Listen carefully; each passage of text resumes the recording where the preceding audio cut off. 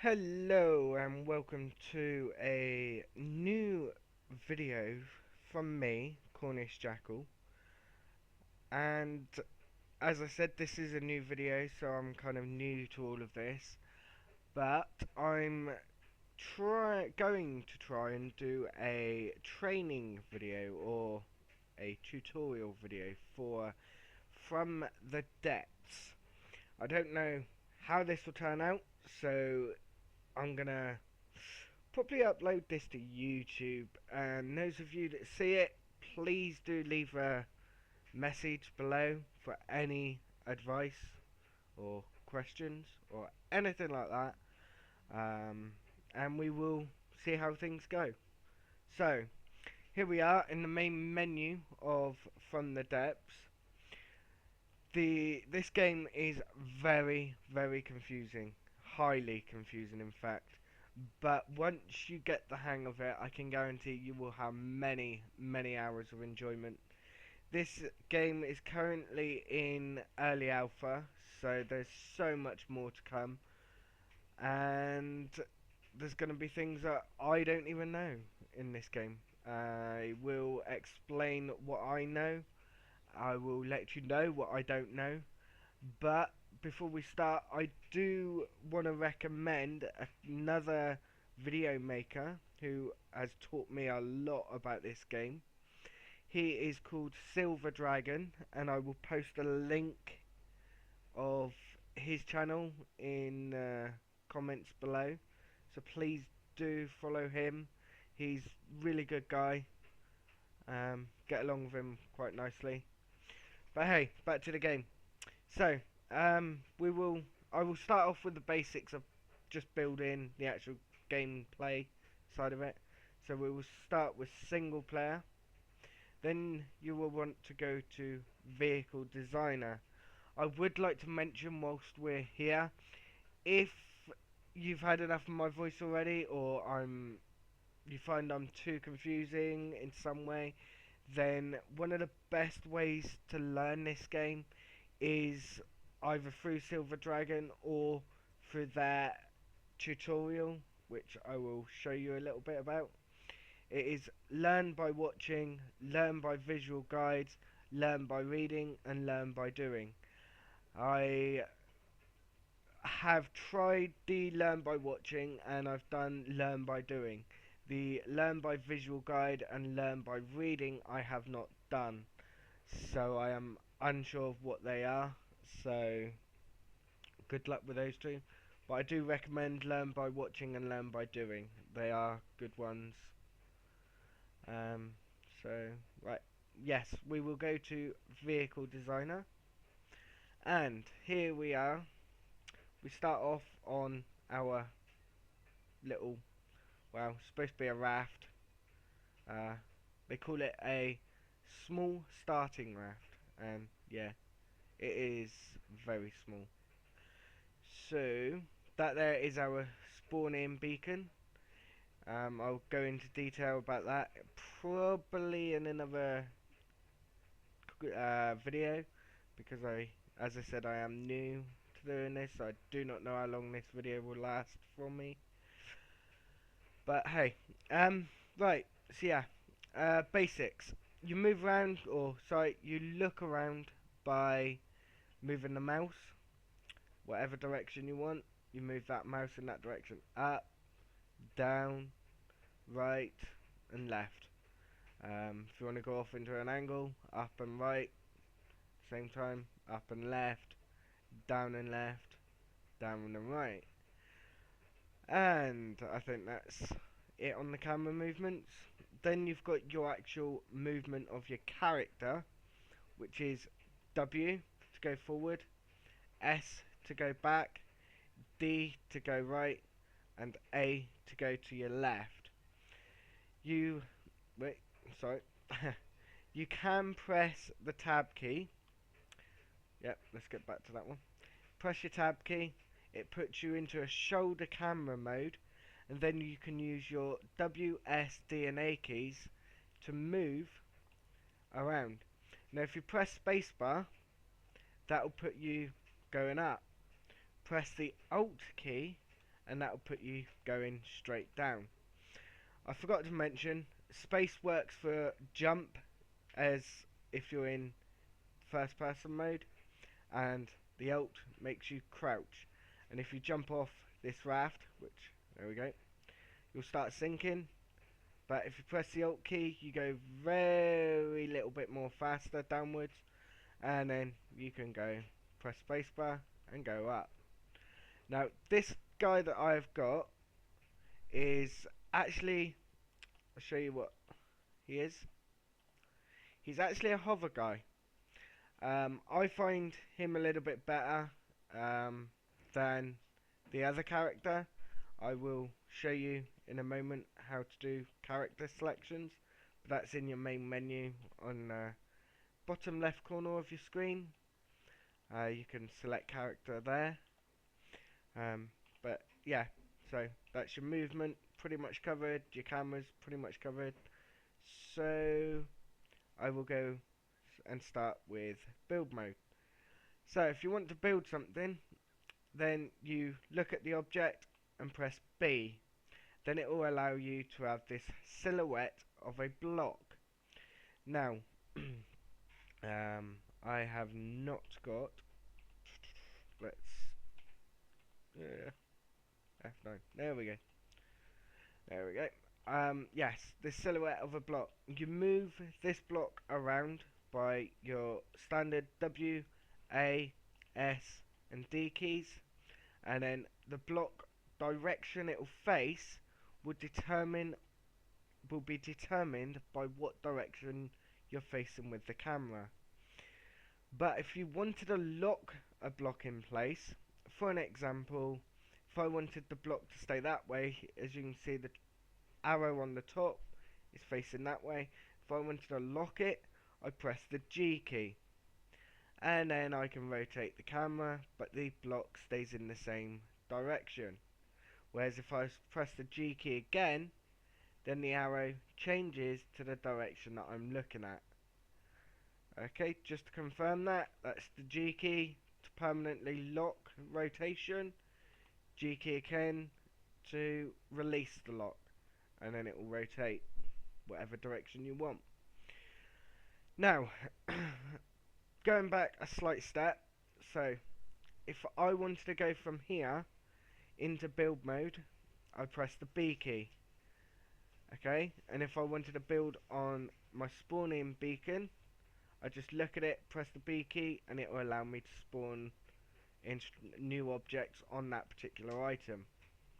Okay, anyway, I hate using that thing, there's a load of rubbish, don't need it. So, let's start with this one, right? So, at the bottom of the screen, it is telling me I have a wood block that I can place.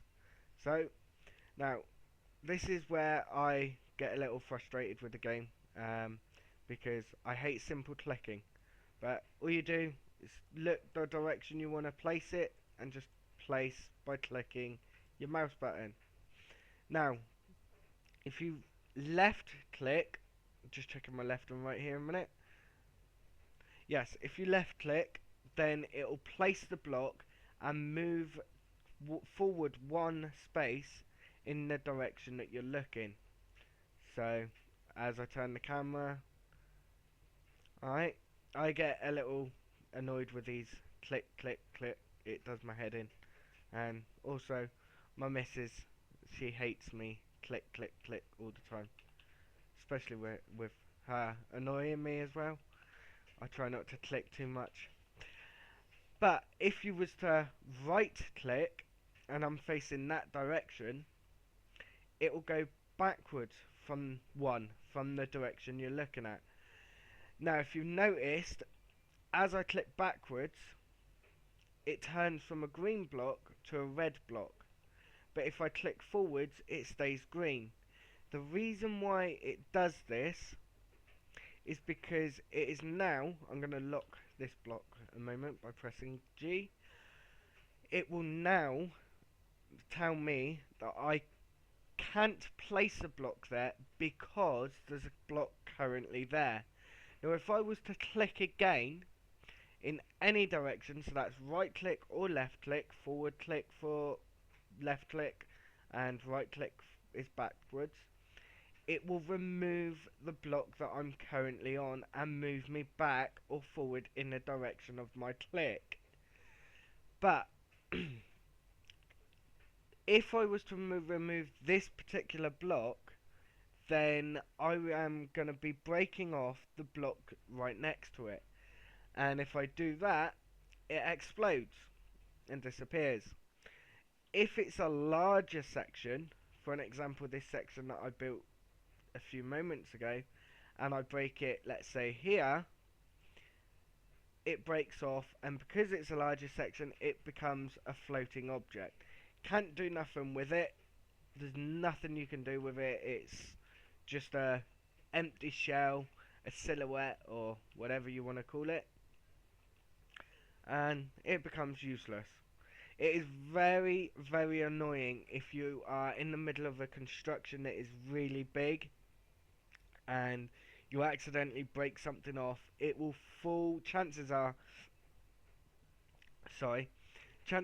it will fall on top of your structure and it just gets in the way. The computer will remove it after a few moments, but it can still be annoying whilst it's in the way.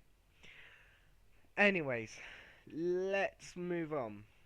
So, we have talked about placing simple blocks. Whatever happens, this placement of blocks is basically the same in any way of placing any simple block, whether it's a block such as an engine component or a weapons component. It's basically the same. But obviously engine components, weapons components, they get a little bit more complex. So what I'm going to do now is I'm going to press my E key, and by pressing my E key, it then releases my control of that block there. If you guys can see my cursor, hopefully you can. That red block, or green block, whatever it will be, for you guys, that there is released, and now it's brought my mouse to a standard Windows cursor. And now I can hover over these different variations of different blocks that we can get through. And the different variations are your wood, stone, metal, lightweight alloy block, glass block, lead block, rubber blocks, and light blocks. Now I'm gonna completely ignore the rubber blocks and the light block because they're practically self-explanatory. There's nothing fancy about them, and to be honest, I haven't actually used them yet, so hey, that's why I'm gonna ignore them.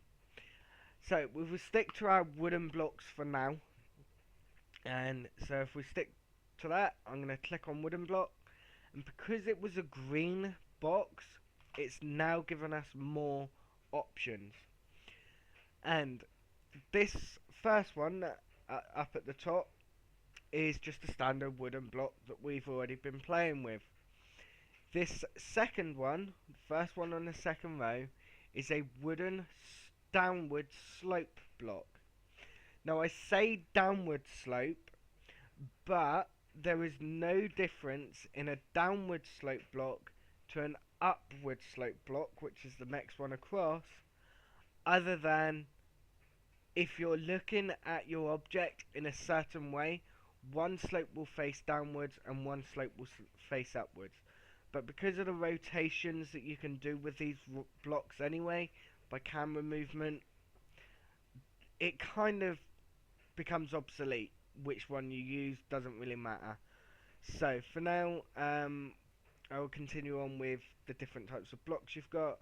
You've got your wood left slope and your wood right slope. Same principle, doesn't really matter which one you use, just depends on what your camera angle is, and however you find it easy really. In the next row, we have a wood beam, which a wood beam is exactly the same as a wood block, except it is 4 blocks that are automatically put together. Now, with a wood beam, they use less PC processing power, so your PC will not have to process so many blocks, and it will be a lot less stressful on your overall computer. The only issue that I find with a wooden beam is if you start taking damage, yes, they're a little bit stronger than a standard wood block. Not by much, but they are a bit stronger. But the 4 meter wood beam, if you take enough damage on it, you lose that entire beam. So instead of just losing one block, you will lose that entire beam. Alright, so that's 4 blocks worth of damage that you've taken just from losing possibly one section. Alright, so please bear that in mind in your constructions in the future. Then we've got the wooden downslope, which is the same as the wooden downslope above it, but it's a 2 meter one, which is pretty nice in your builds. I've only recently started making these builds myself. Bleh, bleh, myself. I'm gonna find my drink in a minute. No idea. There it is. Ugh, there we go. Yes, it's basically the same as the one straight above it, but it's a 2 meter one, so it's twice as big. And same principle applies as what I said about the wooden beam when you take damage. It's a bigger piece of wood, slightly more stronger, but you will have a bigger hole in your constructions if it gets destroyed. So again, please bear that in mind. The next one across is the wooden upslope. Same as the one above, again, just 2 meters, so slightly bigger. The next one across again is the left slope, and the next one again is the right slope. Pretty self-explanatory. I know that I'm basically telling you what's written here, but some people don't actually read this and won't know what to do. They look at the words and they still don't know what to do. So here we go. Yeah, basically that row there is just 2 meters. That one there is 1 meter. The next one down. These get a little bit more confusing, and I'm going to find it a little bit more harder to explain what's what, but I'll give it a go. The wood square corner. Now, I'm pretty confident that kind of explains itself, and just a second.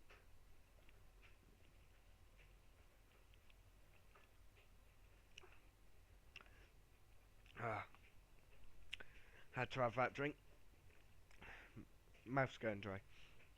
Anyway, yes, the wooden square corner is a 1 meter. This entire row is all 1 meter, so it's approximately 1 block.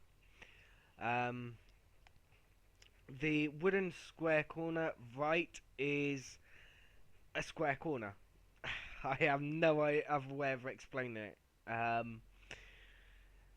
If somebody else comes up with a better way, post it in the comments and people can see a better way of describing it. But it's self-explanatory, guys.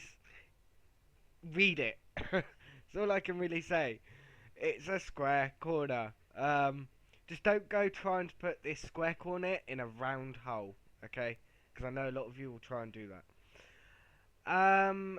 Okay, the next one, same as first one, but it's a left side rather than a right side. Again, depends on your camera angle, it can be useless.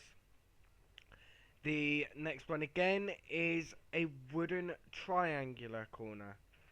Now, again, I can't really explain much, so it's a triangular corner. What can I say? I think what I'll do, yeah, I know what I'm going to do. The next one again, triangular corner, left side. First one right side, this one's left side. The next one is an inverted corner. It's a right-sided one. It's an inverted corner. What can I say? And that one there's basically a left one. This row down here is basically the same as this row, but it's 2 meters. Okay, So what I'm gonna do is just because I kind of get a funny feeling that people's gonna ask me questions because they didn't understand this. So I'm gonna leave that row out, and I'm gonna leave that row out, and we will start here. And wood square corner. I've clicked on it.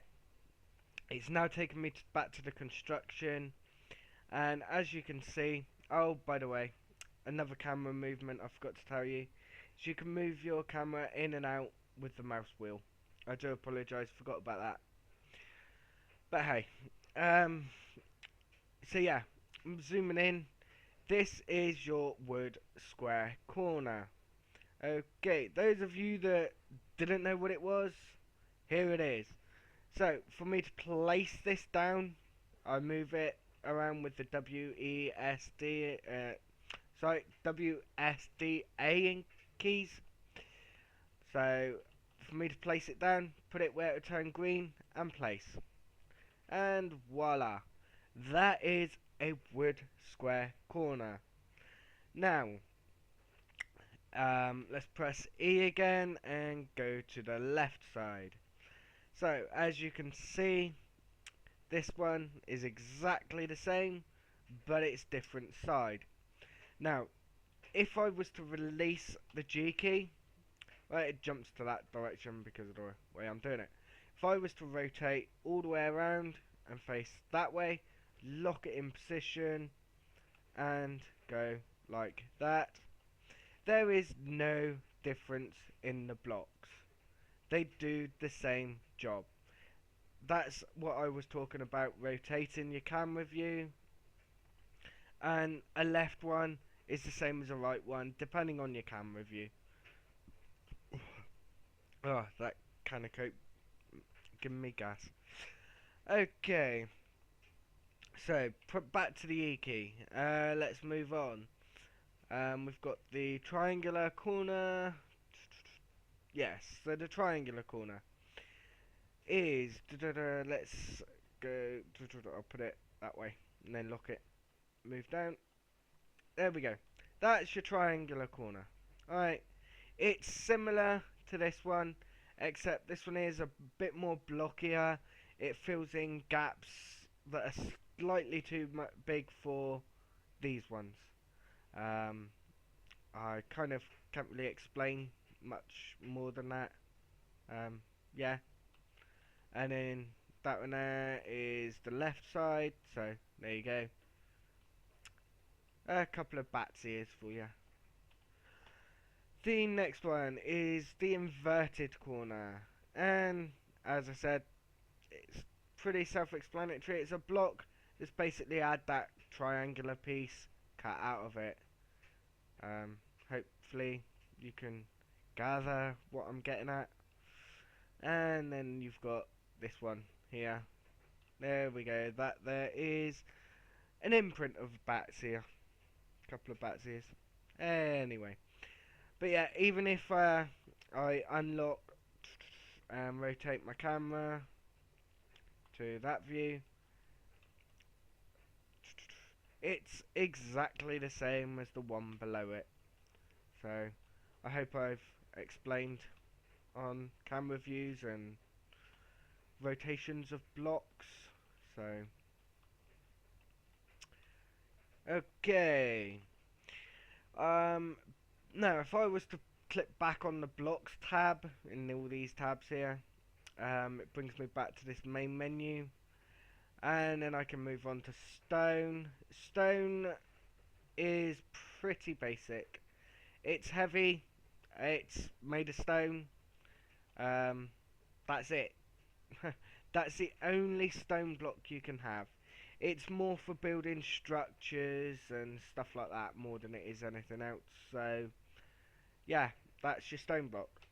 Pressing the E key again. Now you've got your metal block. Before I even place a metal block, I'm gonna say this as clear as I can. All of these down here are exactly the same as what I've just gone through with the wooden blocks, but it's metal. Okay, if you can't tell the difference between metal and wood, then you shouldn't be playing this game. But hey, this is your metal block. There we go. Metal blocks are the strongest component in this game. Um, they are reasonably heavy, so you want to watch the weight with them, but they are the strongest component. They also take a lot of resources, and metal is one of the hardest resources to gather in this game, so please bear that in mind. Lightweight alloy blocks. Again, I will repeat this as clear as I can. These all are the same as the wooden blocks, okay? It's just lightweight alloy, okay? And this is a lightweight alloy. So, the only major difference between a lightweight alloy and a metal block is the colour. As well as a lightweight alloy armour, as you can see on the right hand side there, it has health, which is 125, armour, which is 7, its weight, and I have to admit, its weight is actually lighter than the wooden ones, which kind of makes sense because wood would absorb the water and become heavy to a certain extent, whereas the lightweight alloy wouldn't, but then it is still a alloy, so I accept debates on whether wood should be lighter or heavier, but yeah. So yeah, and then if we go back to metal block, health is 200, armor is 10, weight is 0.4.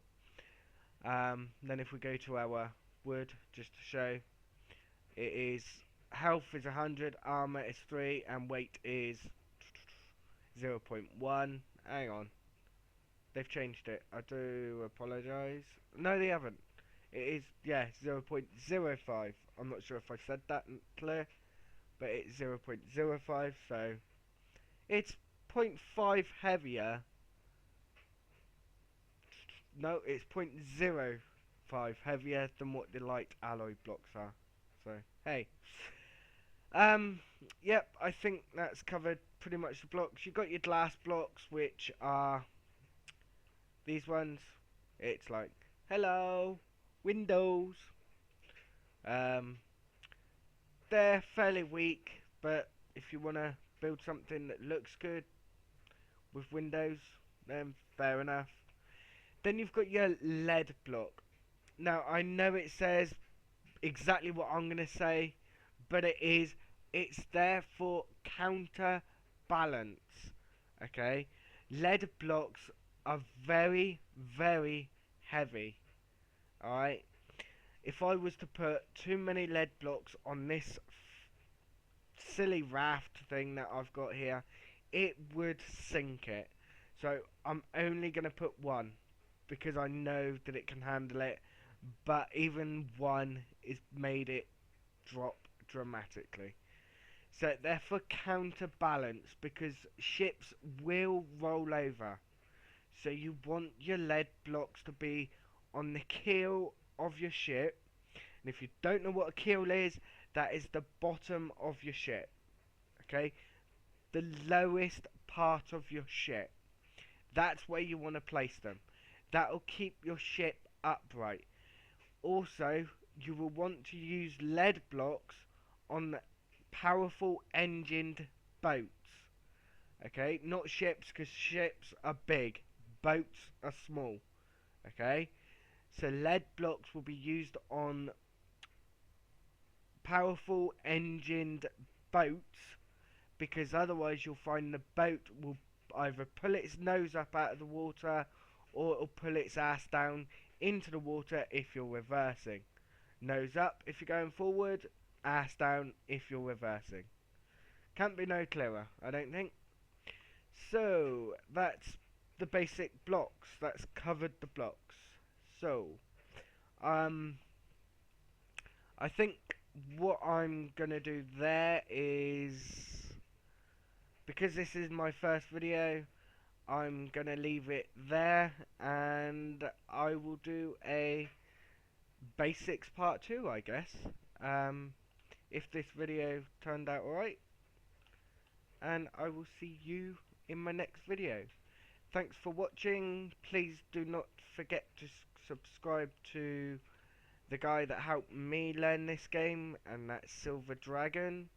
His YouTube channel will be posted in posted in the comments below, and hopefully I will see you soon. Thanks for watching, and goodbye. Now I believe I have pressed the right key. Nope, stop recording is